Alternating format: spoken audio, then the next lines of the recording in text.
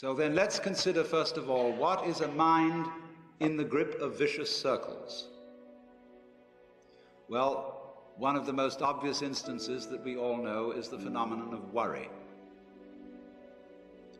The doctor tells you that you have to have an operation.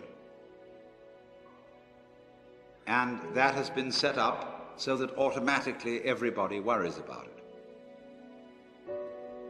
But since worrying takes away your appetite and your sleep, it's not good for you.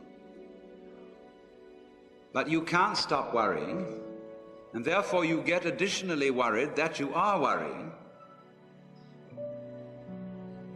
And then, furthermore, because that is quite absurd and you are mad at yourself because you do it, you are worried because you worry because you worry. That is a vicious circle. So now, can you allow your mind to be quiet? Isn't it difficult? Because the mind seems to be like a monkey, jumping up and down and jabbering all the time. Once you've learned to think, you can't stop. And an enormous number of people devote their lives to keeping their minds busy and feel extremely uncomfortable with silence.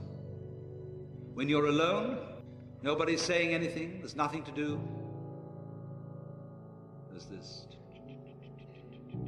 worry, this lack of distraction. I'm left alone with myself, and I want to get away from myself. I'm always wanting to get away from myself. That's why I go to the movies, that's why I read mystery stories, that's why I go after to girls, or anything that you do, or get drunk, or whatever. I don't want to be with myself. I feel queer. So, well, why do you want to run away from yourself? What's so bad about it? Why do you want to forget this? Why do you want to become yourself?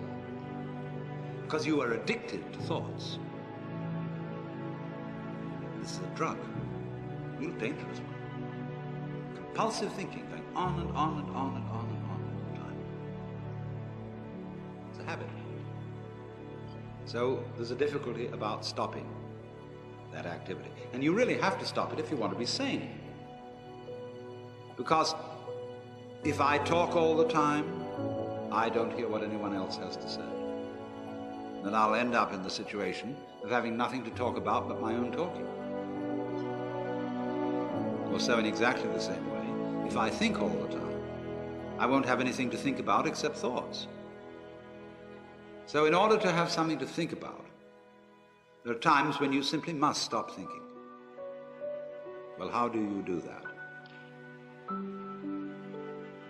The first rule is don't try to. Because if you do, you will be like someone trying to make rough water smooth with a flat iron. And all that will do will stir it up. So in the same way as a muddy, turbulent pool quiets itself when left alone, you have to know how to leave your mind alone. It will quiet itself.